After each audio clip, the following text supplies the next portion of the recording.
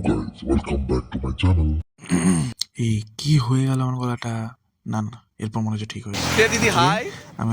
আমরা চলেছি শপিং করার জন্য। শপিং মলে ঢুকলে 500 দিদি, টাকা হাই। তো হয়। পকেটে করে আর 100 টাকা বেশি নিয়ে আমি ঢুকেছি। রে বাবা, চারিদিকে তো শুধু জিনিস। এগুলো দেখে দিদি কি বললো শুনো,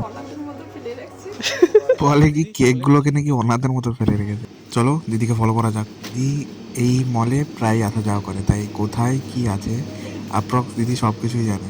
ও উই গট ইট, আমরা পেয়ে গেছি বাহ। আসল জিনিস। লাস্ট পর্যন্ত আমি পেয়ে গেছি। কতটা ভালোবাসা দেখো, দেখে নিচ্ছি এক্সপায়ারি ডেট কবে। আমি তো সত্যি এই দুটা ডিব্বা নিয়ে যাবো কালকে বাড়ি। আচ্ছা। আর দিদিও এটা কিনে দেবে। ওই তোমরা কি খাবে? দেখতে যা পাচ্ছেন দেখি সবই মনে হয় নি। শুধু ফ্রুটি জুস, কিন্তু আমি এই মুহূর্তে খেতে পারবো না। আমার দিকে তাকিয়ে আছে সব ড্রাই ফ্রুটস গুলো। চলো টাইম হয়ে গেছে, এবার যাওয়া যাক কত টাকা বিল হলো মিলিং এর দিদি? জন্য। আমি ভাবছি কি হবে। দিদি দেখো আমাকে সব ভরে দিচ্ছে।